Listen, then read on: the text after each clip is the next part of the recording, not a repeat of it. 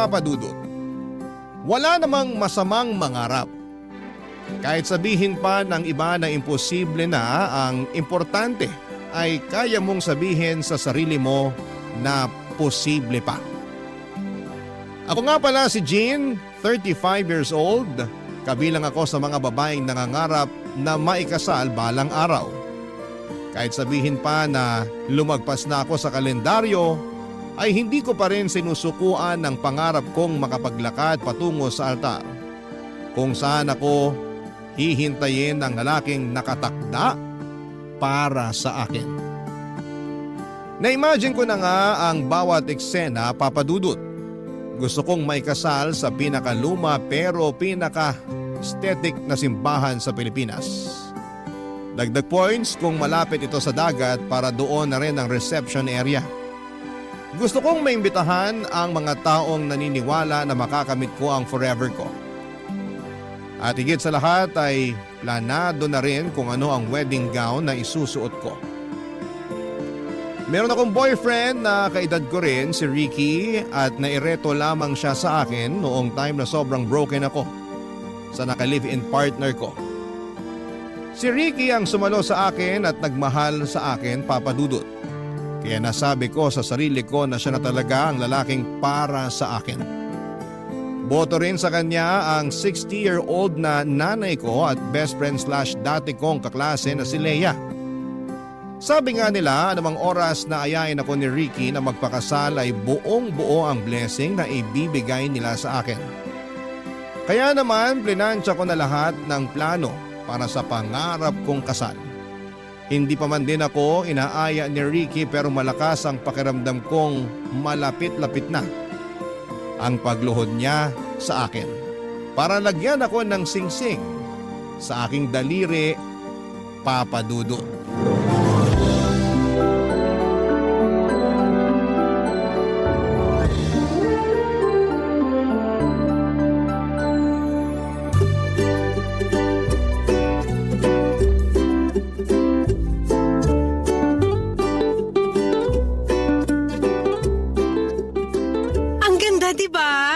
Nung model o nung wedding gown? Yung gown, ano ka ba? Linawin mo, pareho naman kasing maganda. Sa tingin mo bagay sa akin? Yung model o yung gown? Ito naman nakakainis na. Ano bang meron sa gown na yan? Nag-propose na sa'yo si Ricky, no? Ano? Nag-propose si Ricky? Si nanay naman nakakagulat. Biglang pumapasok sa eksena. Ano tong narinig ko na nag-propose na si Ricky? Kailan? Bakit? Baka bakit ka naman dyan, Nay? Parang katakataka naman na may lalaki magpo-propose sa akin. So nag-propose na nga sa'yo si Ricky? Saan? Kailan? Bakit? Isa ka pa. Hindi pa siya nagpo-propose. Eh bakit tumitingin ka na ng wedding gown kung hindi pa naman pala siya nagpo-propose? Window shopping? Oo nga. Bakit ka tumitingin ng wedding gown? Naka-sale ba ngayon kaya kailangan magmadali? Walang sale. Nakaramdam lang ako ng lukso ng dugo no makita ko tong wedding gown online. Lukso ng dugo? Anak mo ba yung wedding gown na yan? Si nanay naman eh. Gets nyo na yun. Unang kita ko pa lang sa gown na to, alam kong siya na. Hindi ko na to papakawalan pa. Dahil ang wedding gown na ganito minsan lang darating sa newsfeed mo. So bibilin mo na? Ipapabili ko kay Ricky. Hindi pa nga nagpo-propose sa'yo si Ricky, tapos pabibilin mo na agad siya ng gown? Girl, singsing muna ang dapat na inaatupag niya, no? Tama si Leia. Sing-sing ang dapat inuuna ni Ricky. Yang gown, saka na yan kapag ikakasal na talaga kayo. Bakit kasi mauuna yung singsing?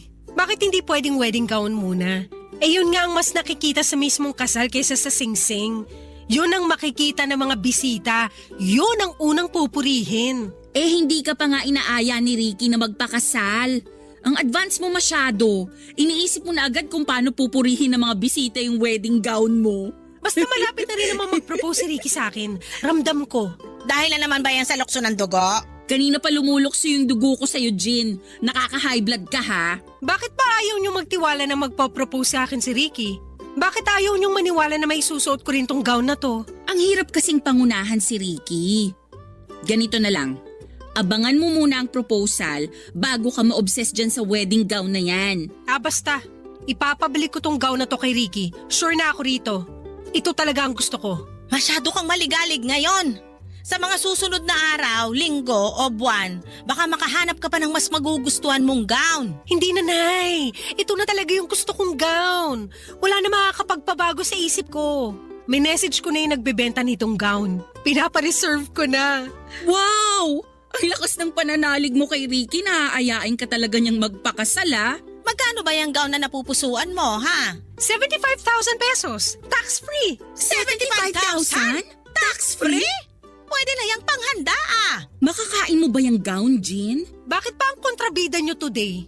Sulit naman ang 75k sa ganda ng gown na to ah. Isang beses mo lang namang magagamit yung gown na yan. Sayang ang 75k.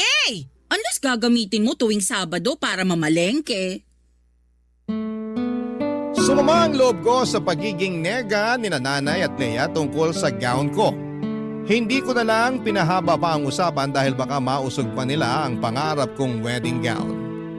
Binago ko na lamang ang usapan at mabilis lang naman nilang nakalimutan ang tungkol sa presyo ng gown. Pero nasa isip ko pa rin ang tungkol sa gown na yon, Papa Dudut. Aaminin ko medyo naging nega na rin ang pag-iisip ko.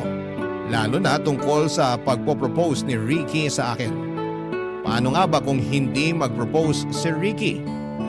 Noong gabing yun ay panayang bantay ko online para sa wedding gown na yon. Natatakot ako na baka may mag-mine o kahit nga yung magtanong lang ng presyo ng gown ay kinakabahan ako. Baka maunahan ako. Nape-pressure tuloy ako kung paano at kailan magpo-propose si Ricky para ma-reserve ko na yung gown. Kaya naman gumawa na ako ng paraan para mapabilis ang proseso ng lahat, Papa Dudut. Inaya ko mag-dinner si Ricky pagkatapos ng mga trabaho namin. Walang hiya-hiya na sinabi ko sa kanya na may gusto akong wedding gown. Doon pa lang ay nakita ko na pinagpawisan na siya. Kinabahan ako sa pwedeng maging sagot niya pero pinagpatuloy ko ang mga gusto ko pang sabihin. Sinabi ko sa kanya na agahan na niyang mag-propose kasi baka mabili na yung pangarap kong wedding gown. Pinakita ko yun sa kanya pati na rin yung message ko sa wedding shop na yon. Nakailang beses siyang nasamid kahit wala naman siyang kinakain o iniinom. Pinagpatuloy ko pa rin ang pagkukumbinse sa kanya. Nakipagkasundo ako na kahit wag na niyang bonggahan ang engagement ring na bibilhin niya. Okay na nga ako kahit stainless steel lang basta ilaan na lang niya ang pera para sa wedding gown. Hindi ko tinanggal ang pagkakangiti ko kay Ricky. Pero kabaliktaran naman yon sa kanya. Hindi siya makatingin sa akin ni makangiti ay hindi rin niya magawa. At nang gabing yon ay hinawakan niya ang kamay ko para makipag-break sa akin, Papa Dudut.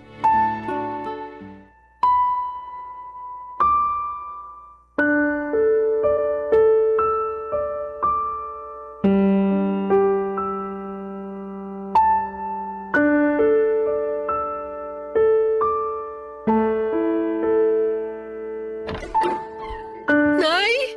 Jean! Nay! Anong nangyari? Bakit ka umiiyak?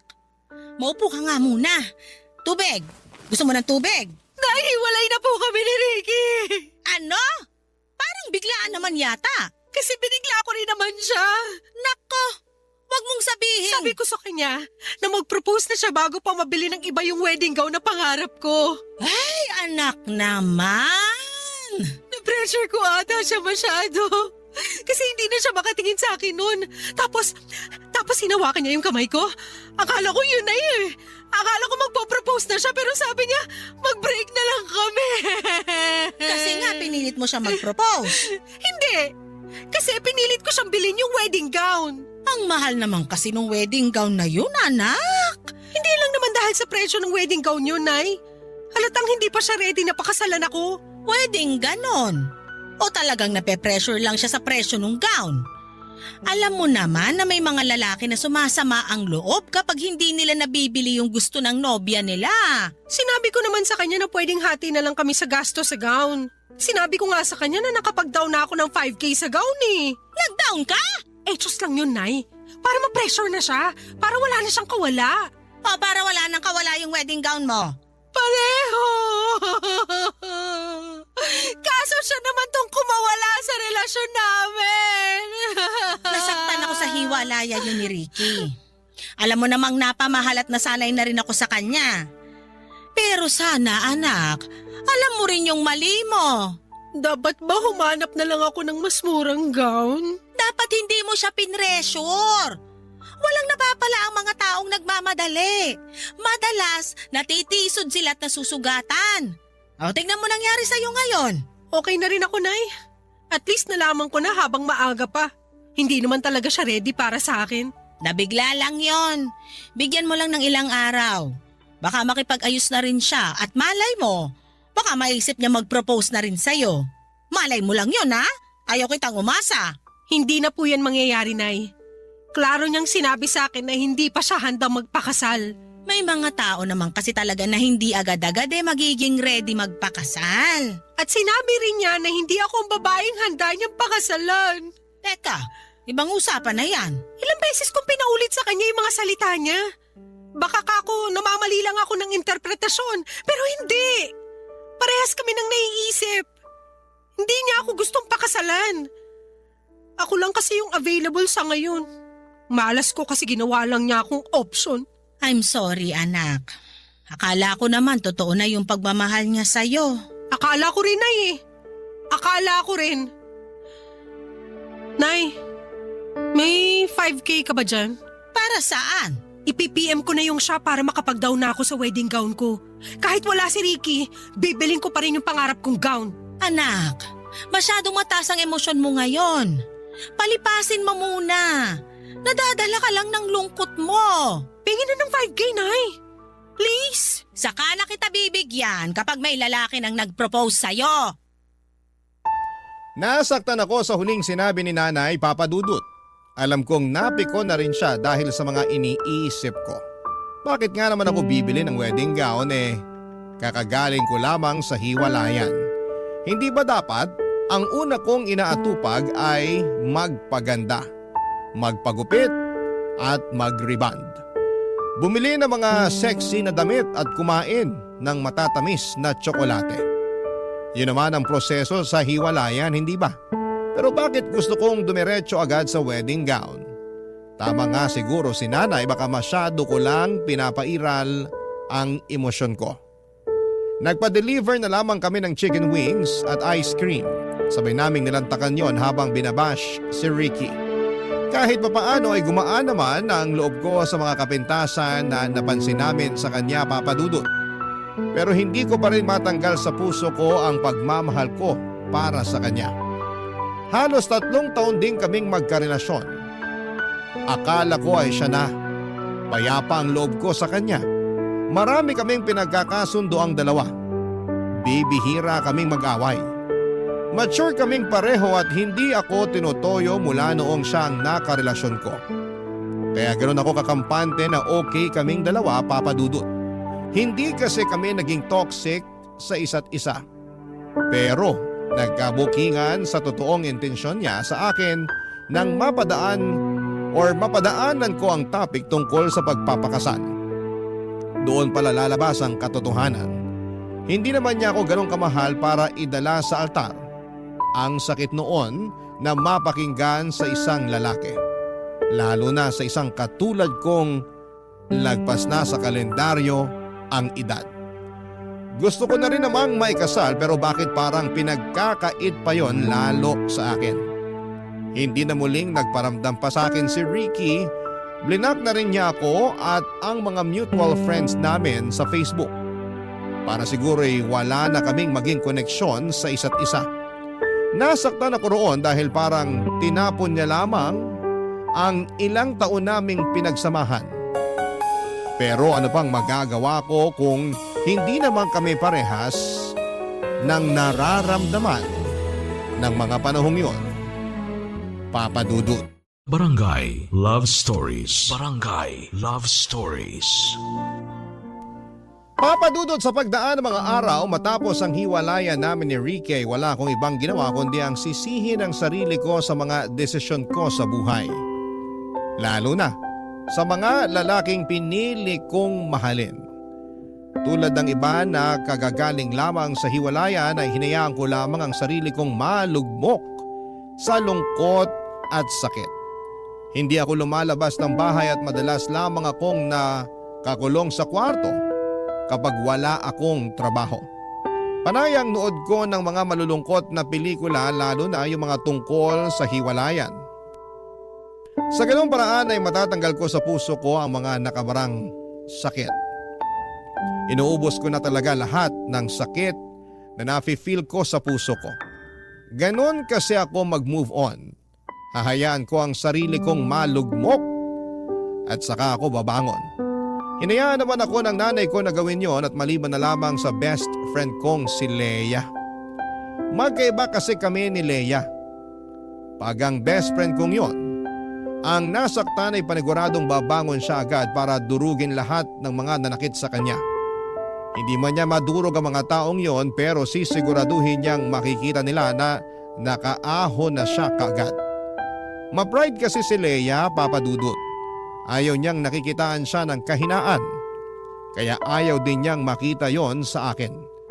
Gustuhin ko mang itago sa kanya ang pagkabigo ko, mabilis lamang niyang napansin yon.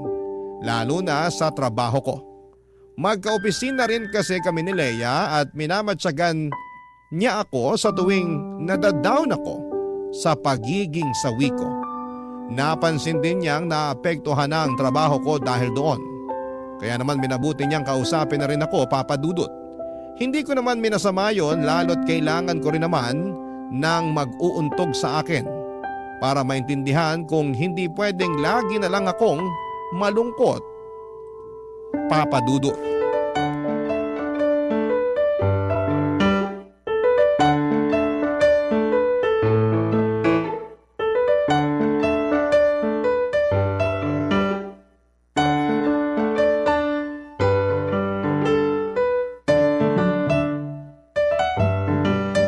Uy, bakla ka.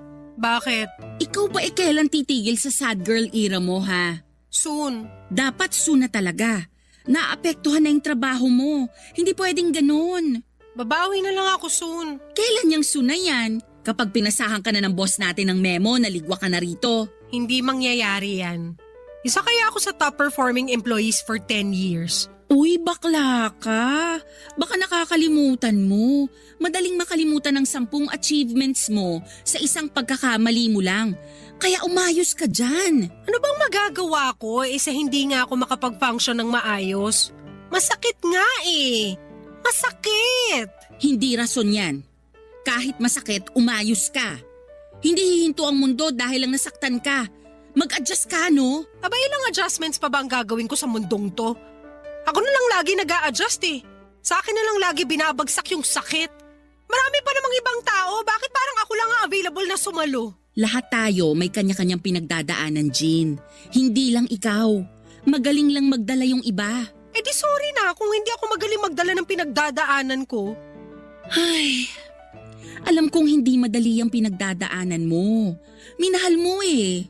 Kaya lang… Para akong tangang umasa. Nasayang lang ang lahat ng pinost ko sa Facebook tuwing monthsary at anniversary namin. Mauuwi rin pala ako sa pagde-delete at pag-only me. Sabi naman kasi sa'yo na low-key lang dapat kayo sa Facebook eh. Hindi ko naman sinasabi na pakasalan na niya ako agad. Pero pressure mo siya na bilhin yung wedding gown mo. Kasalanan ko ba kung dahil doon ay na-pressure siya?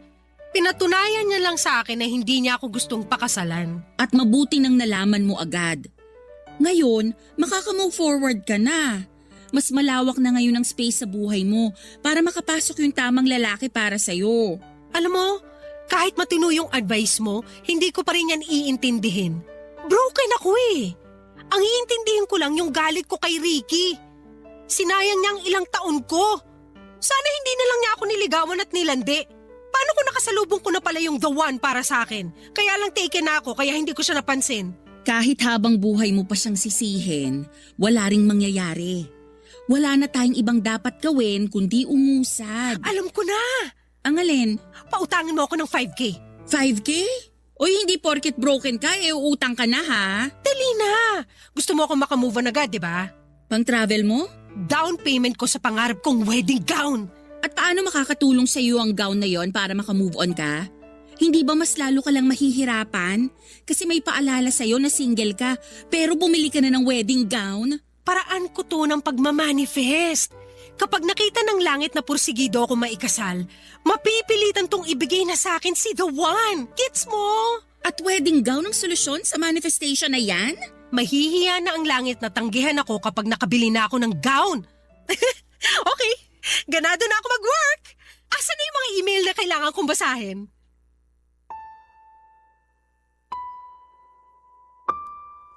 Napapailing na lamang si Leia sa naisip kong gawin, Papa Dudut, pero dahil nakita niyang bumalik ang sigla ko sa pagtatrabaho, nag-bank transfer na siya ng 5K para sa down payment ng wedding gown ko. Ang saya ko noon habang mini-message ang shop kung saan ko bibilhin ang wedding gown ko. Pumayag naman sila sa palugit na 1 taon para mabili ko ang wedding gown na yon. Dahil doon ay nagkaroon ako ng drive para doblehin ang pagkayod sa trabaho ko. Lahat ng OT ay pinapatos ko noon. Tinipid ko ang sarili ko sa pagkain hindi lang para makatipid ako sa gastos, kundi para magkasya sa akin ang gown kapag naisuot ko na. Nawala ng lungkot na nararamdaman ko. Nakausad na rin ako dahil na-inspire ako sa pangarap kong wedding gown. Kailangan kong mabili yon kahit ano pa ang mangyari. Seryoso ako, alam kong kapag nabili ko na yon ay darating na si the one. Pinayuhan ako ni Leia na ipagpalibang ko na lamang ang plano ko. Dahil baka may makita pa raw akong mas magugustuhan kong gown at kapag nangyari yon ay baka kasama ko na rin ang the one ko. Baka nga raw yung the one ko pa ang bumili ng wedding gown ko para sa akin pero kinontra ko yon. Sinabi ko sa kanya na kaya ko namang bilhin ang gown na pangarap ko. Paghihirapan ko yon at hindi ko iaasa sa kahit na sinong lalaki dahil ako naman ang magsusuot noon. Ako naman ang may pangarap doon. Hindi na ako sinagot pa ni Leia at hinayaan na lamang ako basta lang daw maging okay ako at masaya. Tatanggapin na lang niya ang kabaliwan ko. Bukod kay Leia, pati si nanay ay hindi rin ganon kaprobado sa plano ko. Lalo't noong nagsimula na akong magdoble kayod ay nag-alala na siya para sa kalagayan ko. Lagi na lang kasi akong puyat, pagod at nangangayayat, Papa Dudut.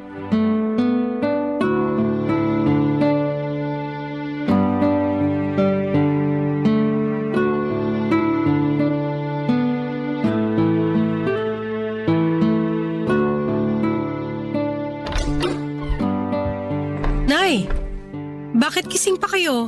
Hinintay kita na makauwi. Sabi ko naman sa inyo na malilate ako ng uwi. Kaya sana hindi na kayo naghintay sa akin. Napuyat patuloy kayo. Nag-aalala ako sa'yo malamang. Halika, ilapag mo na yung bag mo dyan, natabihan mo ako dito sa sopa. Mag-usap tayo. Okay po.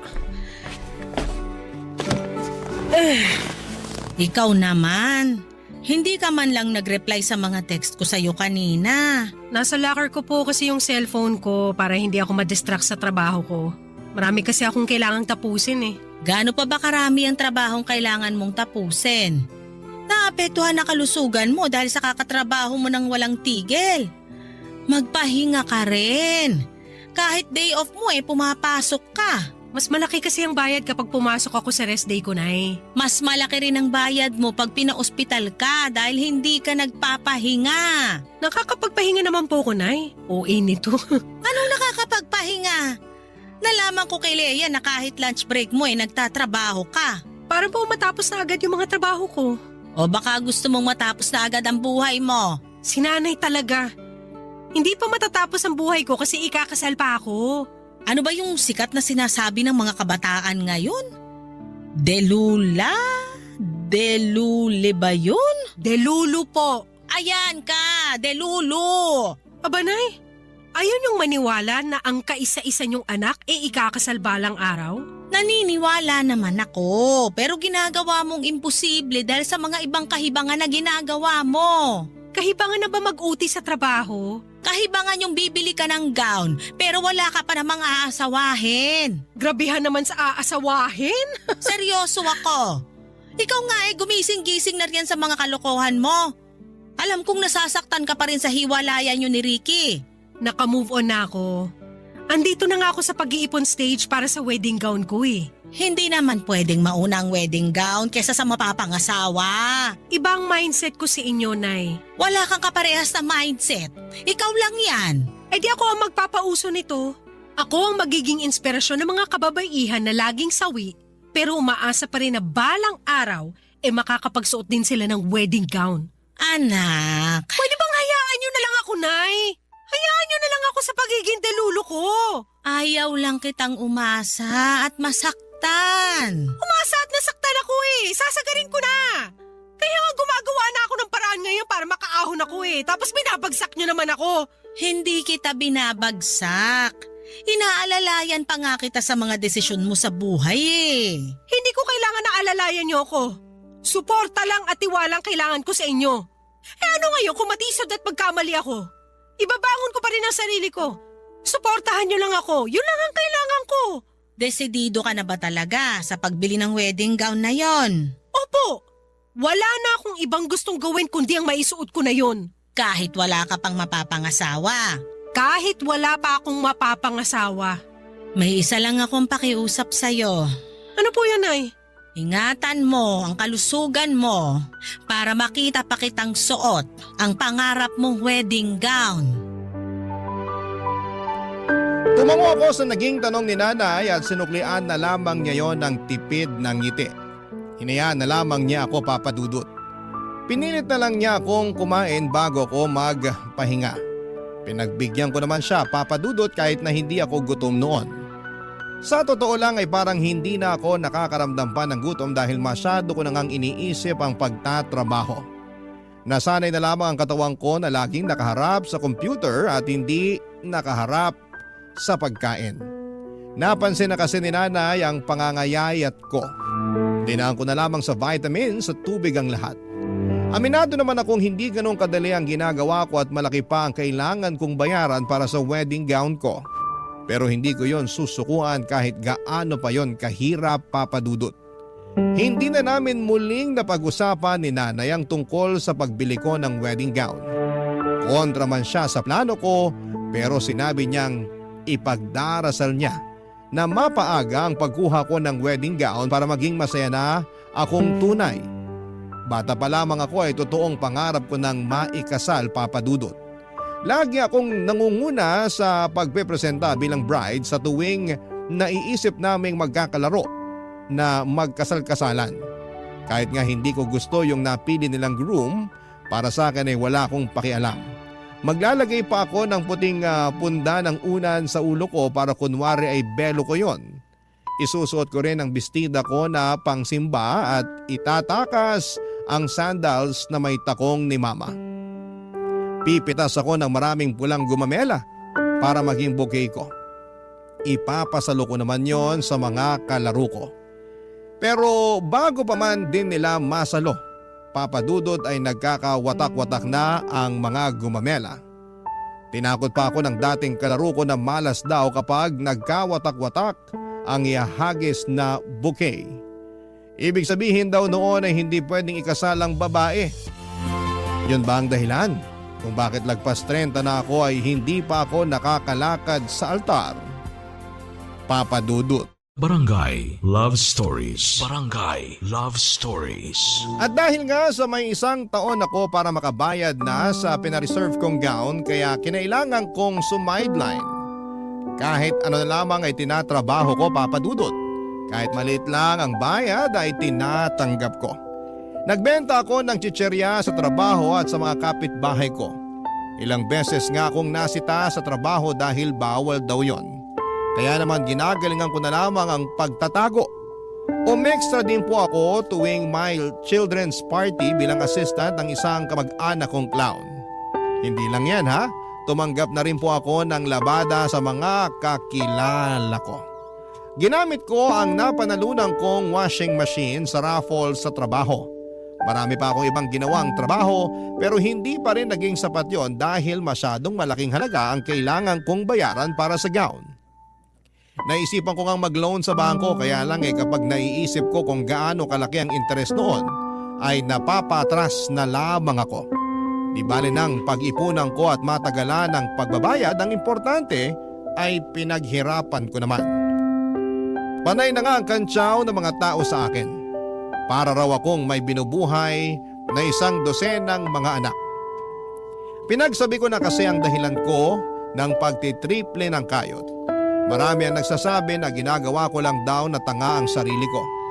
Prangka nilang sinabi na walang pupuntahan at manghihinayang lamang ako sa huli kapag nabili ko na ang gown, tapos wala naman pala ang papakasalan ko. Aaminin kong nakaka-down yun, pero pinakita ko sa kanila na mali sila. Naisip ko na isa lang sila sa mga hadlang para makamit ko ang mga pangarap ko.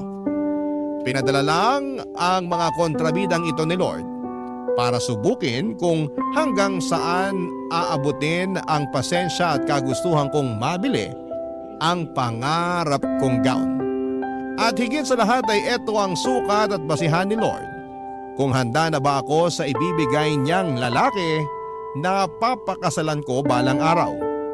Hindi ko yun susukuan kahit magkamatayan pa, Papa Dudut.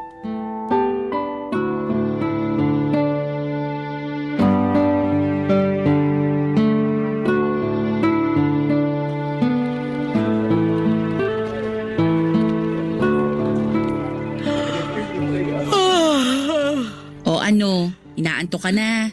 Senyales yan na magpahinga ka na. Senyales to na kailangan ko pang magkape. Pakicheck naman kung meron pang 3-in-1 dyan sa gilid mo. Hindi ka na magkakape, tama na. Kahit tong termos gusto ka ng sukuan, no? Bibili na lang ako sa kantin. May papasabay ka ba? 50 pesos lang ang pasabay fee. Wow ha, pati ako pinagkakakitaan mo na rin? Kailangan ko ng pere. Hindi mo naman sana kakailanganin ng pera kung hindi ka mapilit dyan sa gusto mo.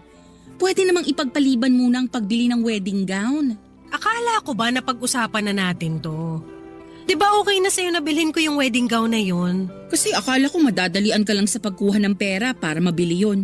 Pero sa nakikita ko ngayon, parang mali ako.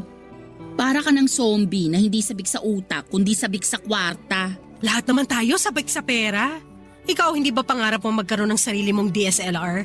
Di ba nga pinag-iipunan mo rin yon para magamit mo na sa bakasyon mo next year? Sa akin naman kasi, siguradong magbabakasyon ako. Eh ikaw? Ang mapanakit mo naman doon. Ako, naniniwala na matutuloy ang bakasyon mo at makukuha mo pa ang DSLR mo. Pero sa akin, ayaw mong maniwala na mabibili ko ang wedding gown ko? Pwede mong mabili ang wedding gown mo. Pero hindi ka naniniwala na merong magpapakasal sa akin kapag nabili ko ng wedding gown ko. gusto kong maniwala. Pero Kung gusto mo talaga maniwala, tanggalin mo yung pero. kaya mo pa ba? Oo naman. Ngayon ka pa ba magdududa? Nagkakasakit ka na dala ng pagod at puyat. Pag ang katawan mong bumigay, sa ospital lang mapupunta yung ipon mo. Grabe ka namang manakot. Hindi ako nananakot ha. Pero yan lang ang pwede mong kabagsakan kapag hindi ka matuto na magpahinga at maghinay-hinay. Nagpapahinga naman ako. 3 oras na tulog? Ano ka pinaglihi sa motel? Nagsumbong na naman ba sa'yo si nanay? Nag-aalala lang sa'yo ang nanay mo. Hindi na niya alam ang gagawin niya kaya nagsabi na sa akin. Ang tigas din kasi ng ulo mo. Hindi matigas ang ulo ko. Porsigido lang talaga ako sa pangarap ko. Pangarap mo na pwede namang isang tabi muna. Hindi naman urgent. Hindi dapat iniisang tabi ang pangarap. Kasi kapag iginilid mo yan, may makakahanap na iba. Paano kapag naisipan ko ng balikan? Pero may nakadampot na pala. Paano ko? Paano ka? Baka para ka sa ibang pangarap. Kasi kung para sa'yo yon, gagawa ng paraan ng Diyos na ireserba yun sa'yo. Pero hindi ganun ang kalakaran sa wedding shop na gumawa sa wedding gown ko. Kung hindi ako magmamadali na bilhin yon, siguradong may ibang babae na hahablot nun. Lagi ka talagang may panlaban sa pangungontra ko. Ipinaglalaban ko lang ang pangarap ko. Ay, bibili ka pa ba ng kape sa kantin? Bakit magpapasabay ka ba? Pabili na lang ako ng tissue. Oh, etong 500 pesos. Wala ka bang barya? 15 lang isang rolyo ng tissue eh. Susungitan na naman ako ng tindera sa kantin nito. Keep the change na. Hoy! Bakla! Seryoso ba? Gusto kong makatulong sa pangarap mo. Ayan ha, bayad na ako sa pasabay fee. Ngumiti sa akin si Leia habang nangingilid ang mga luha ko sa mata. Hindi ako makapaniwala na pwede pa rin pala akong pakitaan ng suporta ni Lea kahit na ilang beses na niya akong kinontra. Nagmadali na akong pumunta sa kantin para bumili ng kape at tissue. Pagkabalik ko ay nakipagkwentuhan sa akin si Lea at hindi tungkol sa wedding gown kundi sa ibang sideline ko. Lalo na yung pagiging assistant ko sa isang clown. Pinagtawanan na lamang naming pareho yon dahil puro ako kapalpakan. Gumaan kahit papaano ang loob ko habang pinag-uusapan namin ni Lea ang mga sideline ko. Sinabi niya sa akin sa dulo ng usapan na isasama niya ako sa mga novena nila ng lola niya para mapabilis daw ang pagsagot ni Lord sa kahilingan ko. Sapat nang marinig ko yon mula sa best friend ko. Sapat na sa akin ang dasal para makayanan ko pang ilaban ang pangarap ko. Kung pangarap lang din ang usapan ay hindi ko nabanggit sa inyo nung una pero meron po akong isang pangarap na gusto kong mabigyan ng katuparan. Yon ay ang pangarap ni nanay na makita akong ikasal. Hindi na niya marahil matandaan pero noong bata pa lamang ako ay napag-usapan nila ng lola ko na gusto niyang maabutan ng araw na makapagsusuot ako ng wedding gown at makakalakad sa altar. Sa ganung paraan daw ay mapapayapa ang kanyang kalooban dahil meron ng isang lalaki na mag-aalaga at magbibigay ng lahat ng pangangailangan ko. Parang akong kinurot sa puso nang idagdag ni nanay na kapag nangyari yun ay handa na siyang sumunod sa tatay ko sa kabilang buhay dahil hindi na niya kakailanganin pang problemahin kung sino ang magmamahal sa akin. Hindi ko yon binanggit kailanman kay nanay, siguro'y nakalimutan na rin niya yon. Pero kahit kailan ay natatandaan ko yon, Papa Dudut.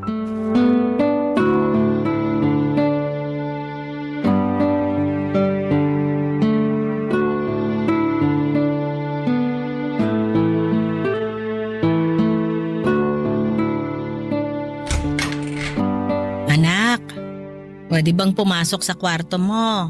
Sige lang, Nay. Kanina pa nagsisimula ang balita sa TV. Ayaw mo ba akong samahang manood? Pass muna ngayong gabi.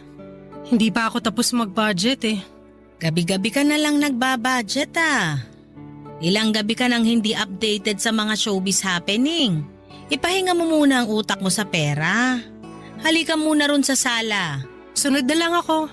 Yan din ang sabi mo nung isang gabi. Pero natapos na yung balita, hindi ka pa rin sumunod. Importante kasi to, Nay. Medyo nalihis ng konti yung ipon ko eh. Kailangan ko idiretso ulit.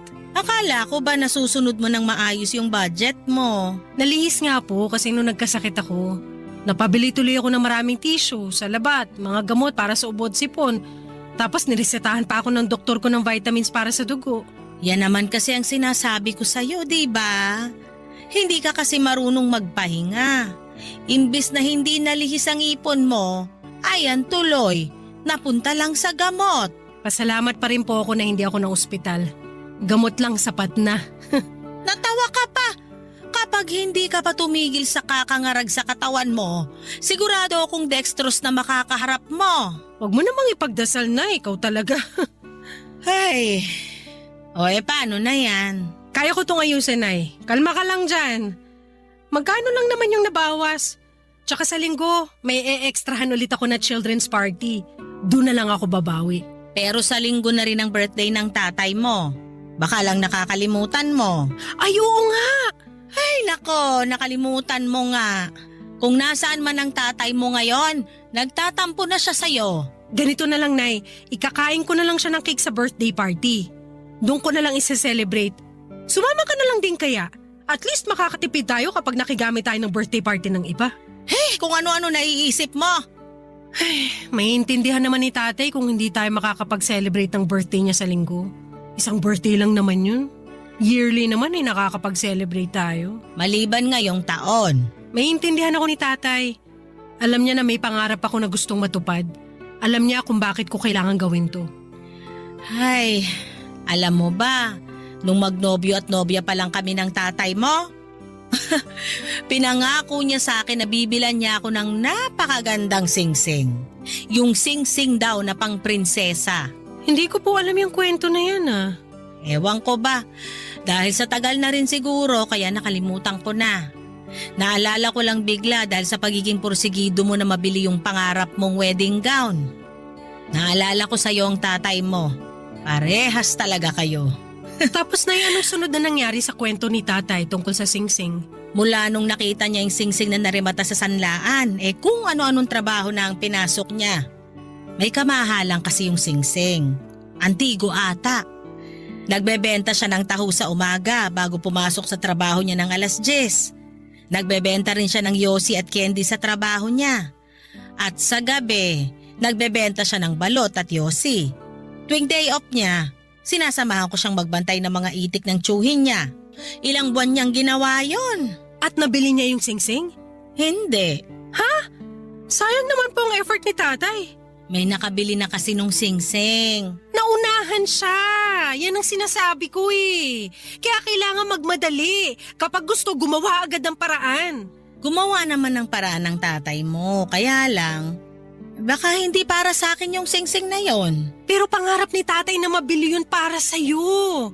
Oo, pero alam mo ba, makalipas ang ilang buwan, nakakita kami ng singsing na pareho naming nagustuhan.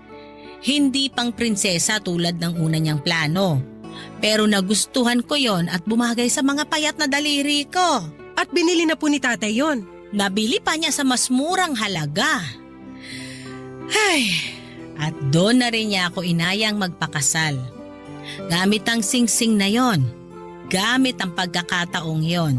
Aww, ang sweet ni tatay. Sana all. Minsan talaga, hindi bibigay ng Diyos ang plano natin dahil meron siyang hinandang mas magandang plano para sa atin. Parang alam ko na kung saan papunta tong usapan. Na ayaw ni Lord yung plano ko na bilhin yung wedding gown, tama ba? Hindi ko alam ang plano ng Diyos. Siya lang ang nakakaalam nun. Ang alam ko lang ay ang plano mo. At susuportahan pa rin kita sa plano na yan. Bahala na kung saan ka makarating pagkatapos niyan. Salamat, Nay. Kaya, binibigay ko na sa'yo ang singsing na binili ng tatay mo para sa akin. Ang engagement ring ko. Ibenta mo to, anak. Makakadagdag din ito sa ipang bibili mo sa pangarap mong wedding gown. Kunin mo na. Pero Nay, bigay sa'yo ni tatay to. Pangarap niya to noon. Natupad naman na ang pangarap naming pareho ng tatay mo. Ang ikasal gamit ang singsing na yan. Ayos na ako ron. Sigurado rin akong ayos na ang tatay mo sa naging kwento namin noon. Kaya ipapasa ko na sa iyo ang singsing na to para magamit mo naman sa pangarap mo. Inabot sa akin ni nanay ang engagement ring niya na binili ni tatay. Pilit ko yung binabalik sa kanya pero nagpumilit si nanay na ibenta ko o isangla para may pandagdag ko na pangbili para sa wedding gown ko. Pagkatapos noon ay lumabas na siya ng kwarto para manood ng balita. Sinabi ko sa kanya na susunod ako pero hindi ko ginawa yon. Nahulog na kasi ako at nakulong sa pag-iisip habang nasa palad ko ang singsing ni nanay. Napadalawang isip na ako kung tama pa ba na ituloy ko ang pagbili ng pangarap kong wedding gown. Gusto ko yun at nakapag-down na ako ng 5,000 para doon. Kahit wala akong karelasyon pero ginagawa ko yon para sa sarili ko. Simbolo yon ng pagmamahal ko para sa sarili ko. Simbolo yon na hindi ko kailangan ng isang lalaki para mabigyan ako ng mga pangarap kong bagay. Simbolo rin yon ng pangarap ko. Pangarap na maikasal balang araw. Kaya lang naisipan ko rin ang kwento ni nanay at tatay. Umikot yon buong magdamag sa isipan ko. Paano nga kaya kung merong mas magandang plano si Lord para sa akin? Tulad ng ginawa niya para sa mga magulang ko. Paano kung talagang gustong sirain ni Lord ang naplano ko dahil alam niyang merong mas makakabuting plano na hinanda na niya para sa akin? Hindi ba para sa akin ang wedding gown na yon? Meron pa ba akong ibang wedding gown na mabibili? O baka ang mapapangasawa ko na ang bibili noon para sa akin? Naguguluhan po ako noon sa sitwasyon ko. Gusto kong humingi ng tulong sa inyo bago ako magpasya. Ano po ba sa tingin ninyo ang dapat ko na gawin? Umaasa akong makakatulong ang lahat ng tagapakinig ng nangungunang programa ng Barangay LS na Barangay Love Stories sa problema ko. Bibilhin ko ba ang pangarap at gusto kong wedding gown? O ipagpapalibang ko yon at abangan na lang ang susunod na mangyayari sa mga susunod na araw. Maraming salamat po sa inyong lahat. Ako po ang inyong kapuso at kabarangay forever, Gene. Dear Papa Dudut, magandang araw sa inyo at sa mga ka-forever at kahabang buhay. Ako nga pala si Vanessa, 35 years old, na pangasawa ko ang beshi waps kong si Marvin. Kaedad ko rin siya, 10 years old pa lamang kami nang maging matalik kaming magkaibigan. Kaya naman masasabi kong kilalang-kilala na namin ang isa't isa. Tanggap ko nga rin po ang pagkabakla ni Marvin. Opo, isang binabae ang napangasawa ko pero hindi yon naging hadlang para mahalin ko siya. Hindi yon naging hadlang para makita kong magiging mabuti siyang asawa. Mabilis lamang ang mga pangyayari. Isang araw ay nagulat na lamang ako na inamin sa akin ni Marvin na gusto na niyang maging straight at mag-asawa ng babae. Isang araw ay nagulat na lamang ako nang sabihin niya sa akin na gusto na niya akong pakasalan. Wala pa kaming relasyon noon pero sinabi niyang maitatawid namin ang pagsasama namin dahil matibay ang pundasyon ng pagkakaibigan namin. Pumayag ako, lagpas 30 na ako noon. Gusto ko na rin namang mag-asawa. Hindi ko pinagsisihan na umuo ako kay Marvin. Kahit sabihin pang marami ang mga humusga sa tibay ng relasyon naming dalawa. Marami ang nag-iisip na panandalian lamang ang magiging relasyon namin dahil siguradong babaluktot daw muli si Marvin. At ako naman daw ay hindi makukontento sa pagsasama namin dahil alam ko raw na iba ang hanap ni Marvin sa isang asawa. Kibit balikat na lang kami sa mga sinasabi ng iba dahil gusto naman naming panindigan ang desisyon namin. Kaya lang isang araw ay nagsimula na ako magduda sa kanya, Papa Dudut. Natakot na ako sa kahihinatnan ng relasyon namin. Nangyari yon nang tulungan ko siyang mag-ayos ng mga gamit niya isang buwan pagkatapos naming ikasal, Papa Dudut.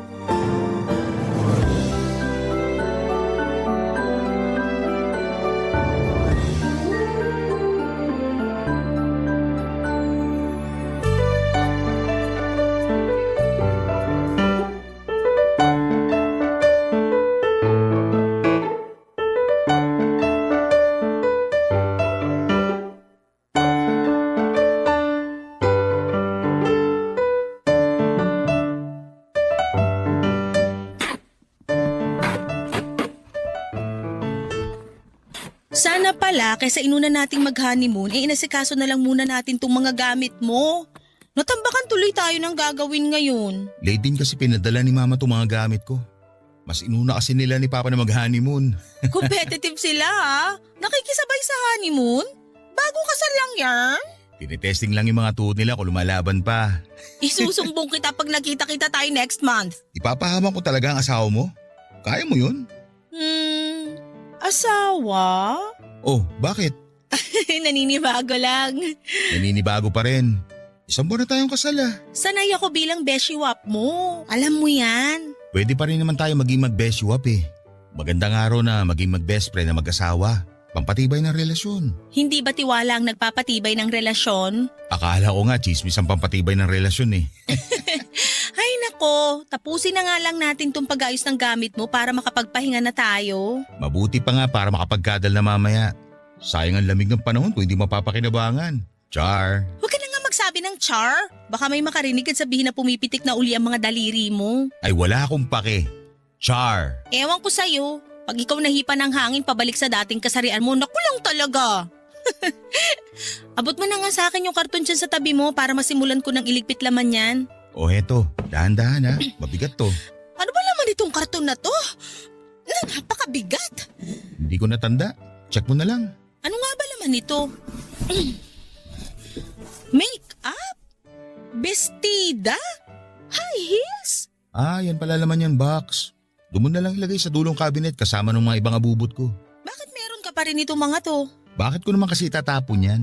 Pwede pa naman niya magamit. Bago pa nga ang iba dyan eh. Lalo na yung mga makeup. Balak mo pa rin bang gamitin tong mga to? Pwede mo namang gamitin. Halos magkasing tangkad at magkasing katawan naman tayo. Kasya sa'yo yung mga yan. Ang iksi ng mga bestida mo. Hindi ako nagsusuot ng ganito. Takot ka bang kabagin dahil sa sobrang iksi? Isuot mo na lang kapag summer. Pag magbabakasyon tayo sa probinsya namin. Ipamigay mo na lang. Hindi naman ako nagsusuot talaga ng ganito. Kung ayaw mo isuot, itago mo na nga lang yan doon sa dulong cabinet. At bakit kailangan pa nating itago hindi naman na magagamit? Sayang lang yung space sa cabinet para sa mga to. Ipamigay na lang talaga. Ayoko ipamigay kasi pinaghirapan kong bilhin yan. Branded kaya yung mga yan. Itago na lang para may remembrance ako kung ayaw mong gamitin. Remembrance? Gusto mo pa rin talagang maalala nakaraan mo? Parte na ng pagkatao ko nakaraan ko. Issue ba sa'yo ang kasarian ko noon? May problema ba? Wala naman. Sige, lalagay ko na lang to sa dulong cabinet. Baka magbagong isip ko at magamit ko rin balang araw tong maiiksing bestida. Pati yung mga makeup gamitin mo na bago mag-expire. Bagay sa'yo yung mga shade na yan lalo na yung rose pink blush on at taupe contour. Mas babae ka pa talaga sa akin. Pula at pink lang ang alam kong kulay sa makeup. Ikaw may nalalaman ka pang rose pink at taupe. Well, masyadong gifted sa kulay at kakikayan tong mister mo eh. Char.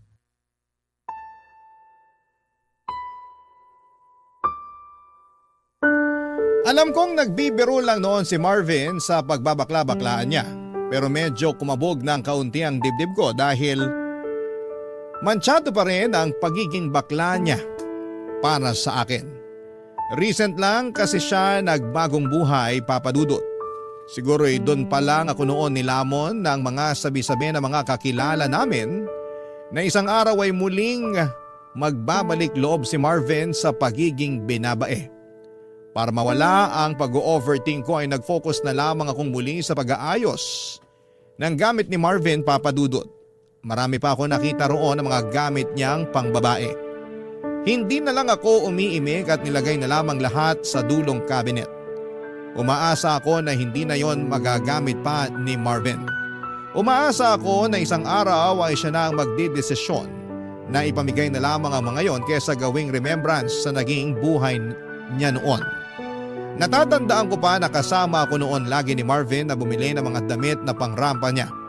Ako lagi ang tumutulong sa pagbibitbit ng mga pinag-shopping niya para sa pageant na sinasalihan niya noon. Pati nga yung mga damit na isusuot niya para sa mga date niya.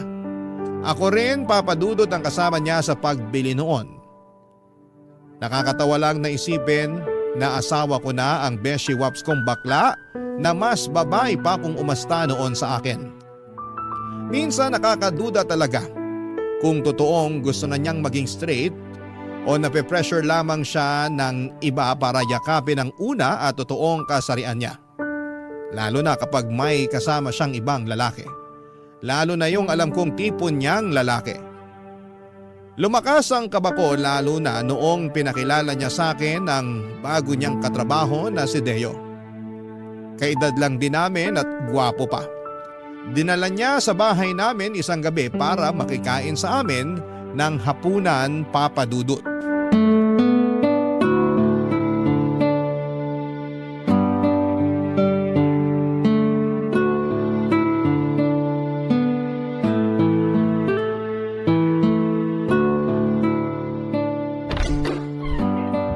Vanessa, nakauwi na ako. Marvin, sakto uwi mo. Nakahanda na sa mesa yung hapunan. Lika na, kain na tayo. May kasama pala ako, katrabaho ko. Hi po. Hi! Deo, misis ko pala si Vanessa. Vanessa, bago kong katrabaho, si Deo. Totoo pala sinabi nito ni Marvin. Maganda pala talaga misis niya. Akala ko mayabang lang to eh. Mayabang talaga ako pagdating sa misis ko, no? Tignan mo, kilay pa lang ulam na. Parang mali naman na isipin na ulam yung kilay niya. Pero ang ganda nga ng kilay.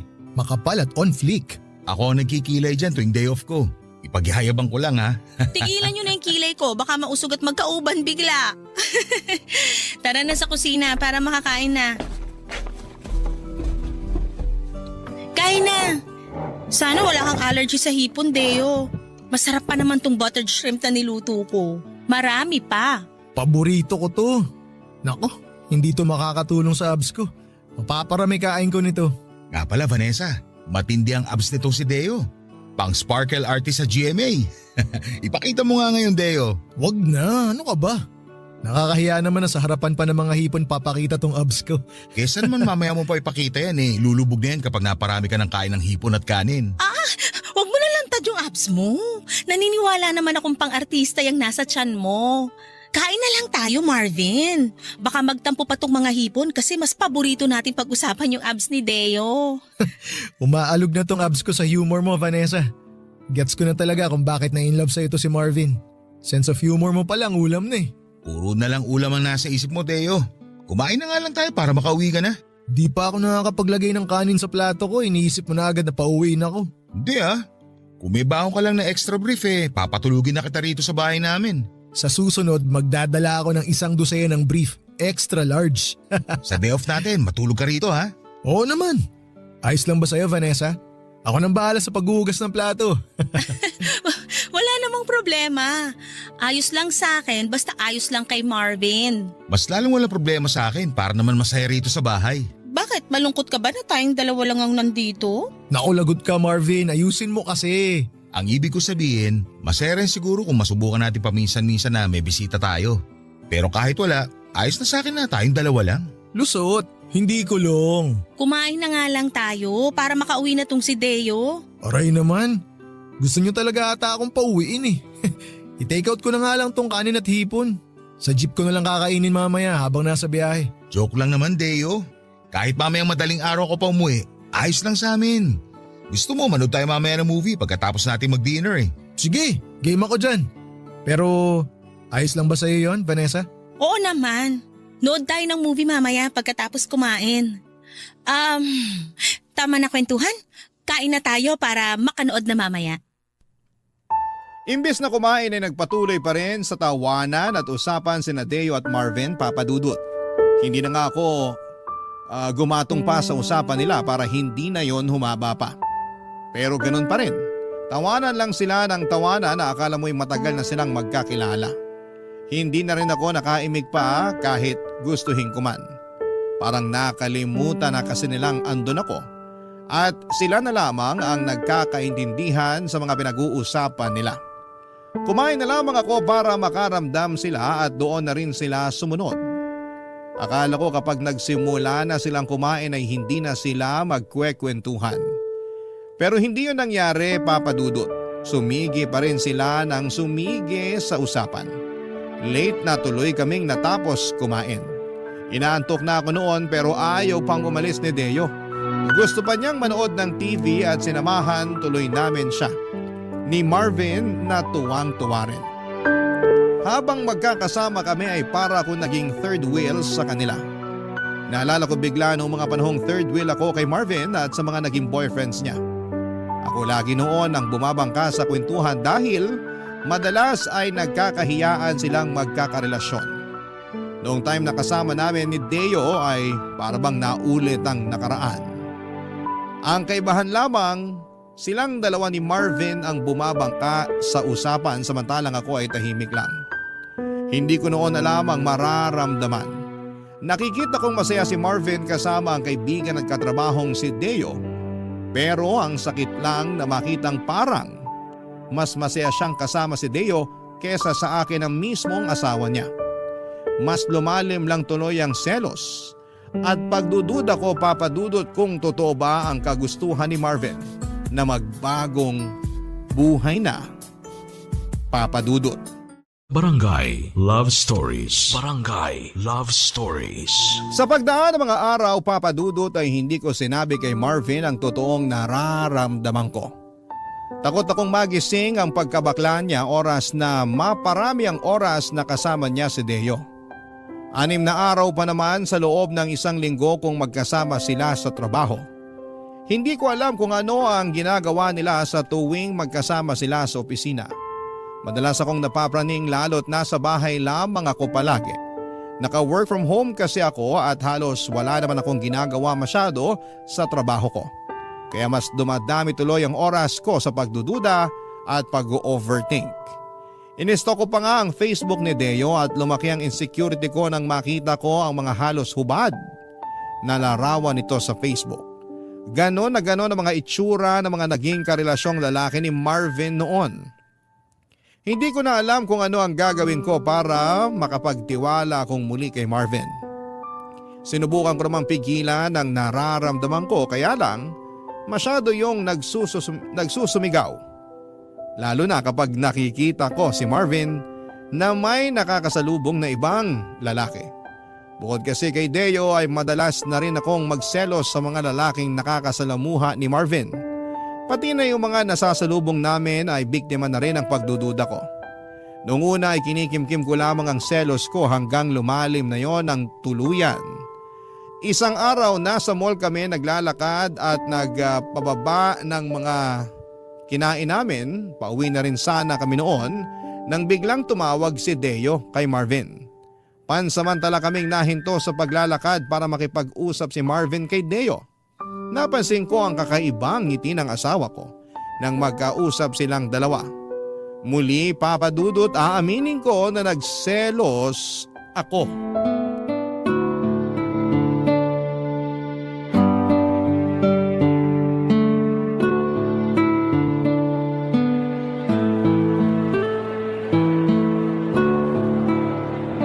Ang hirap namang matunaw nung kinain nating kaldereta.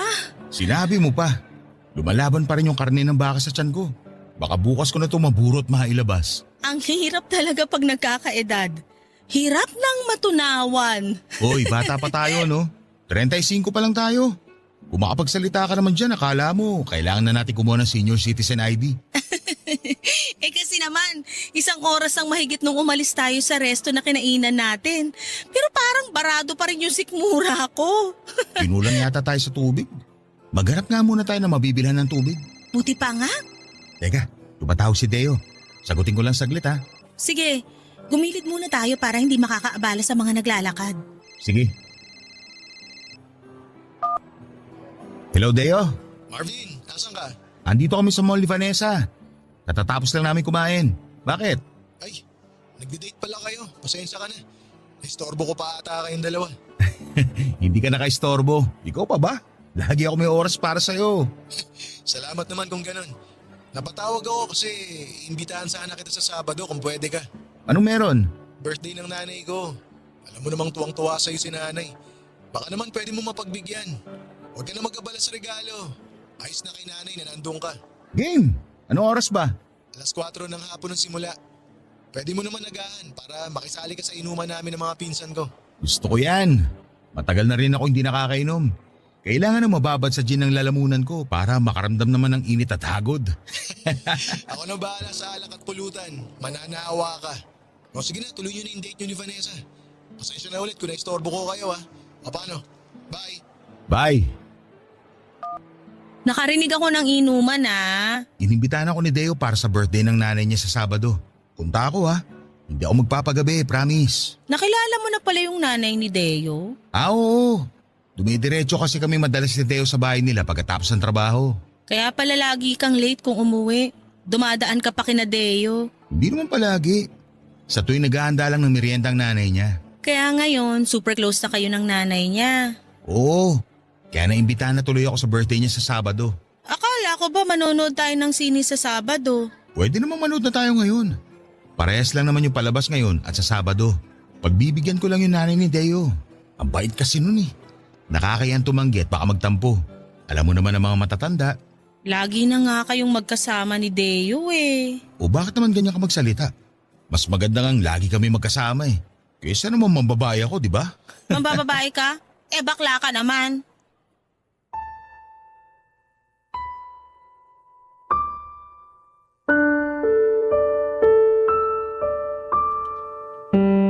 Papadudot, hindi ko maiwasang masabi yon kay Marvin dahil sa inis at selos ko. Nawala ang ngiti ni Marvin at napatitig na lamang siya sa akin. Hindi siya makapaniwala sa mga sinabi ko at hindi namin pinag-usapan yon pagkatapos. Nagpanggap na lamang kami na parang walang nangyari.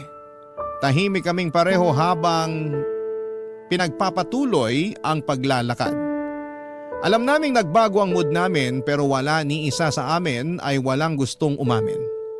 Gusto lang naming parehong makaiwas sa away at maiwasang mapag-usapan ang tungkol sa pagbulalas ko sa pagiging bakla ni Marvin. Naghanap kami ng mabibilhan ng tubig at nang nakabili na kami, nag-aya na agad si Marvin na umuwi na. Napagod na raw siyang maglakad. Gusto na raw niyang magpahinga. Tumango na lamang ako at sumunod sa kanya. Hanggang sa pagsakay ng jeep ay tahimik kaming pareho, Papadudot. Pati sa pag-uwi sa bahay ay ganun din. Nagkulong siya sa kwarto at ako naman ay naglinis ng mga naiwan naming kalat sa sala. Kinabukasan ay naging okay na ulit kami pero ramdam pa rin namin ang ilangan sa isa't isa.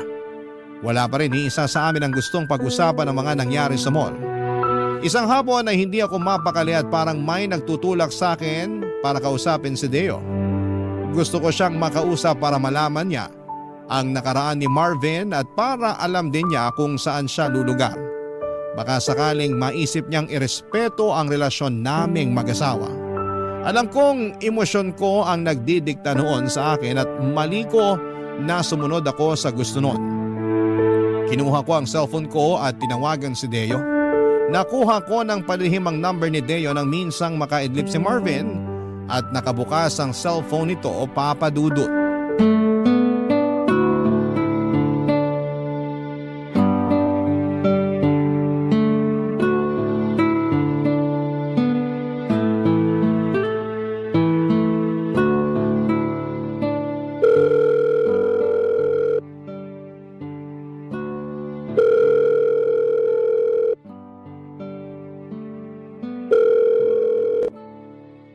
Hello?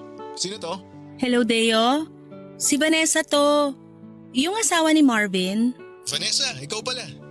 Nagulat naman ako. Hinahanap mo ba si Marvin? Katabi mo ba siya ngayon? Nasa 4th floor siya ngayon eh. Kausap boss namin. May ibibilin ka ba sa kanya? Wala naman. Kung pwede nga sana wag mo nang sabihin na tumawag ako sa'yo. Ha? Bakit? May problema ba? Meron May tampuhan ba kayo ni Marvin? Gusto mo kausapin ko siya para magkaayos kayo? Wala naman. May iba akong problema. Tungkol saan ba yung problema? May tutulong ba ako? Tungkol sa'yo. At oo, makakatulong ka sa akin. Tungkol sa akin? Teka, may nagawa ba ako sa'yo? Alam mo bang dating bakla si Marvin? Hindi niya nakwento pero ramdam ko naman. Pilantik pa lang ng daliri hindi na kailangan pag-usapan Mag-beshiwap kami ni Marvin mula nung 10 years old kami. Bakla na siya noon pa man. Tapos last year lang nagplano na siyang maging straight na lalaki. Para magawa yon, inaya niya ako magpakasal. Pumayag ako agad. Grabe. Akala ko sa Barangay Love Stories lang nangyayari yung mga ganyang kwento Seryoso ko. Ano naman ngayon ang problema kung sakali? Hindi ka ba naniniwalang straight na siya? Medyo alanganin, lalo na nung pinakilala ka niya sa akin. Bakit naman ako nadamay sa problema? Katrabaho niya lang naman ako. Pero kasi nung bakla pa siya, mga tipo mo yung ginujowa niya. Mapuputla na macho. Alam ko yun kasi ako ang tulay niya lagi sa mga naging jowa niya noon. Beshiwap na, tulay pa, asawa pa. Talo mo pa 3-in-1 na kape Ikaw na. Pasensya ka na kung sinasabi ko sa'yo to ngayon ha. Ayos lang, walang problema. Mabuti nga't nasabi mo to sa akin. Ngayon alam ko na kung saan ako lulugar.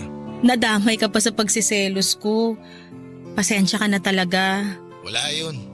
Pero matanong lang kita, wala ka bang tiwala kay Marvin? Dati, meron. Kaya lang nagduda na ako nung lagi na kayong nagkakasama. Lagi talaga kami magkasama kasi magkatrabaho kami. Diyan nga ako takot eh. Dahil halos 9 hours kayong magkasama sa trabaho. Imposibleng hindi kayo magka-developan. Pagdating sa parting yan, malabo yan. Paanong malabo? Lagi kang binibida ni Marvin. Panay ang papuri niya sa kagwapuhan mo. Lalo na sa abs mo. Kahit sinong misis magdududa kung bukang bibig lagi ng misteryong katrabaho niya. Ako na nagsasabi sa'yo, kahit pa 15 hours kami magkasama ni Marvin sa trabaho, malabo magkagustuhan kaming dalawa. Bakit naman? Kasi may boyfriend na ako. 2 years na kami mahigit at masaya kami sa relasyon namin. Walang dahilan para magloko. Bakla ka rin? Hindi ba halata? Hindi lang pumipilantik mga daliri ko pero kulay pink ang pagkatao ko. Akala ko straight ka. Hayaan mo, sa susunod ipapakilala ko sa'yo boyfriend ko. Naipakilala ko na siya kay Marvin noon. Nakakasama nga namin madalas kapag nagmimerienda kami sa bahay. Alam mo magandang idea din kung tatry mong sumama sa amin minsan ni Marvin para mawala yung pagdududa mo sa asawa mo. Ang akala ni Deo ay mawawala noon ang pagdududa ko kapag nalaman kong may boyfriend na siya. Pero kabaligtaran ang mga nangyari. Mas lalo akong nakaramdam ng selos at mas lalo akong kinabahan. Kung bakla rin pala si Deo ay mas malaki ang chance na magka-developan sila ni Marvin. Kahit sabihin pang may boyfriend na si Deo, pero dahil uso ang cheating ngayon ay hindi ako pwedeng maging kampante. Tinapos ko na kaagad ang tawag dahil halos hindi na ako makahinga dala ng sobrang kaba. Pagkatapos noon ay sinubukan ko na lang na mag-focus sa trabaho ko pero hindi yun nangyari. Ang utak ko ay nakalipad sa future. Iniisip kong balang araw ba ay makakayanan kong tanggapin pag nagka-developan na sina Marvin at Deo. Parang nanikip ang dibdib ko sa iniisip ko. Mahal ko na si Marvin at wala akong ibang gustong mangyari kundi ang maalagaan ang pagsasama naming mag-asawa. Kinagabihan ay umuwi si Marvin na kasimangot ito at halatang galit.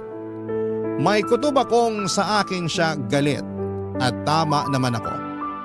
Alam pala niyang tinawagan ko si Deo. Hindi raw napansin ni Deo na nakabalik na si Marvin mula sa 4th floor at nasa likuran lang siya nito habang magkausap kaming dalawa sa cellphone. Narinig ni Marvin ang pag-a-assure sa akin ni Deo na walang pwedeng mangyari sa kanilang dalawa dahil may boyfriend ito. Guilty ako noon at panay ang sorry ko pero inis na inis pa rin si Marvin sa akin. Sa sala siya natulog at iniwasan niya ako hanggang kinabukasan. Nahiya ako sa ginawa ko at hindi ko alam kung papaano makakabawi sa asawa ko sa ginawa ko sa kanya. Papadudot nagsisisi ako kung bakit hinayaan kong magpadaig sa emosyon ko. Nagkaroon na tuloy ako ng lamat. Ang pagsasama namin ng asawa kong si Marvin, papadudot. Barangay Love Stories. Barangay Love Stories. Nagkaayos din naman kami ni Marvin pero hindi na kami katulad ng dati, papadudot. Nagbago na siya sa akin at alam kong dala yon ng kawalan ko ng tiwala sa kanya. Kilala ko si Marvin, ang pinakaayaw niya sa lahat ay ang mga taong pinagdududahan siya sa kahit na anong paraan at kadahilanan. Hindi ko man lang pinag-isipan ang ginawa ko. Alam kong nasaktan ko siya at hindi ko alam kung paano pa makakabawi. Mabilis pa namang mawala ng gana si Marvin kapag may nagawa kang hindi maganda sa kanya. Lalo na kung mismong karelasyon niya ang nakagawa ng masama sa kanya. Naalala ko nga yung isang karelasyon niya na siloso. Agad na hiniwalayan ni Marvin nang malaman nitong ini-stalk niya ang mga ex ni Marvin. Hindi raw siya komportable sa ganon. Kaya kahit gaano pa niya kamahal ang ex niyang yon ay iniwan niya agad para sa peace of mind niya. Dahil sa pag-alala ko sa ex ni Marvin ay natakot ako. Kaya nakipag-ayos agad ako sa kanya at ginawa ko ang lahat para mapatawad na niya ang mga nagawa ko. Kinulit ko siya hanggang sa mapilitan na siyang makipag-ayos sa akin. Nag-promise ako sa kanya na hindi na mauulit ang pagdududa ko. Naniwala naman siya at bumalik na kami sa dati at sinimulan ko nang magtiwala. Kahit medyo aminado ako na medyo nakakaramdam pa rin ako ng selos kay Deo, ay sinikap kong huwag yung ipahalata kay Marvin kapag magkasama kami. Kaya lang isang araw ay nakaramdam na naman ako ng selos, hindi kay Deo kundi sa ibang mga lalaki na nakakasalubong namin sa paglalakad namin sa mall. Nadugtungan na naman ang lamat ng aming relasyon nang dahil doon.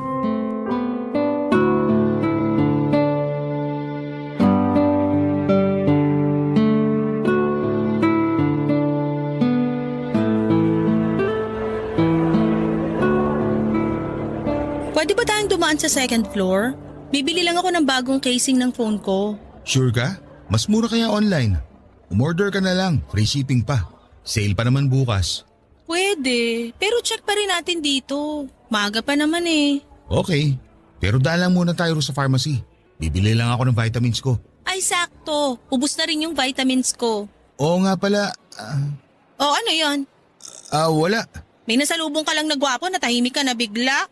Ano na naman ba ang pinupunto mo? Wala naman. Huwag mo sabihin pinagsisilosa mo yung nasalubong natin. Masama ba? Natahimik ka nung dumaan siya eh. Wow, grabe. Ang lagkit pa ng tingin mo. Ni minsan hindi mo ako tiningnan ng ganon. Seryoso ka ba? Akala ko ba hindi ka na magsiselos? Akala ko rin eh.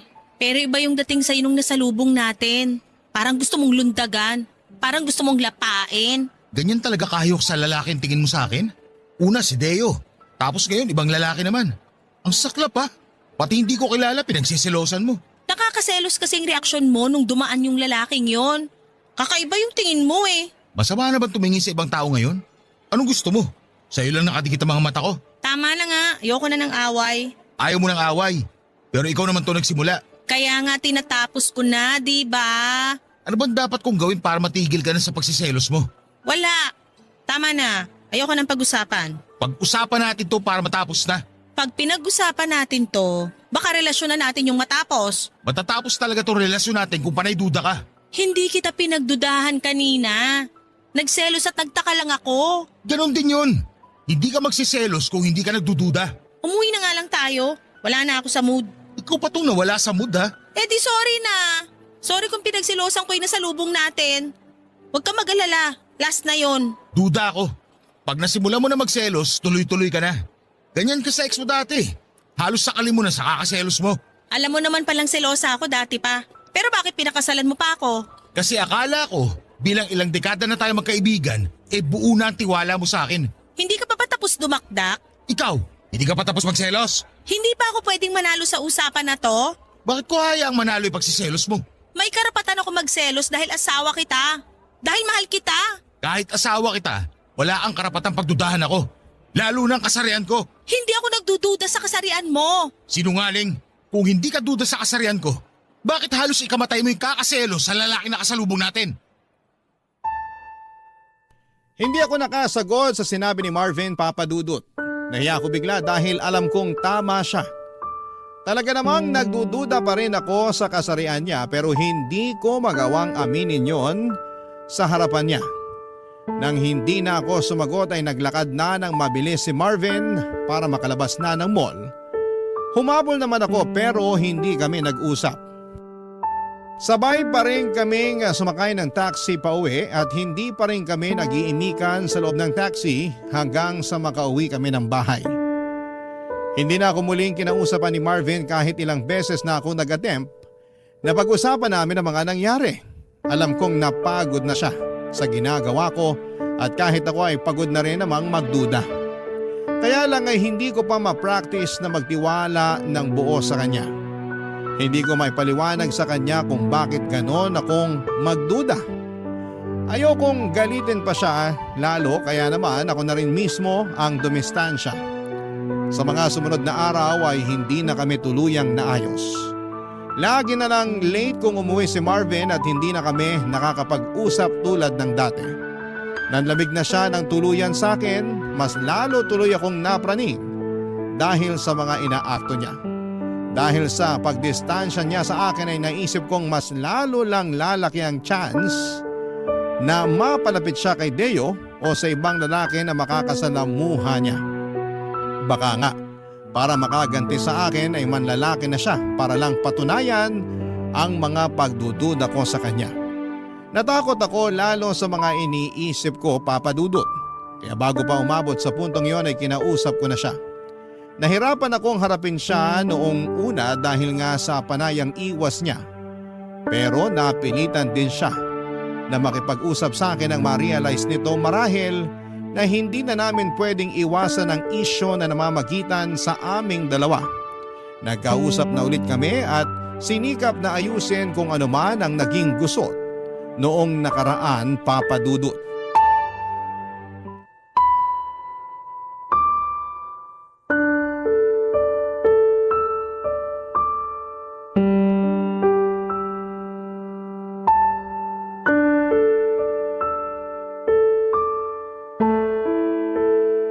Buti naman at napapayag na kitang pag-usapan natin to. Wala naman na sana pag-uusapan kung marunong ka lang magtiwala. Ilang beses ko bang kailangang mag-sorry?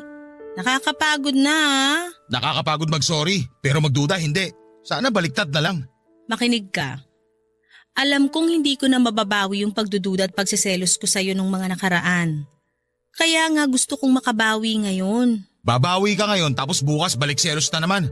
Ikaw naman tong walang tiwala sa akin. Ikaw pa talaga may gana magsabi niyan? Aayusin ba natin to o hindi na? Hindi ko alam. Pagod na ako sa kakaselos mo. Kung mauulit to sa susunod, binibigyan mo lang ako ng dahilan para pagsisiya na pinakasalan kita. Ang sakit naman yan. Mas masakit kaya lahat ng pagdududa mo. Masisisi mo ba ako? Wala pang 1 taon nung magdesisyon kang magpakalalaki. Buong buhay mo lagi ka naka-lipstick. Lagi kang naghahabol sa lalaki. Diring-diri ka kapag nadidikitan ka ng dibdib ng babae. Wala ka talagang tiwala, no? Oo, aminin ko hindi ganun kadaling panindigan to pagiging lalaki ko. Pero ginagawa ko. Araw-araw sinusubukan ko. Kaya sana, subukan mo rin magtiwala. Kasi nadadamay ako sa pagiging nega mo sa akin. Ayoko naman sanang maging nega. Kaya lang kasi, Kaya lang ano?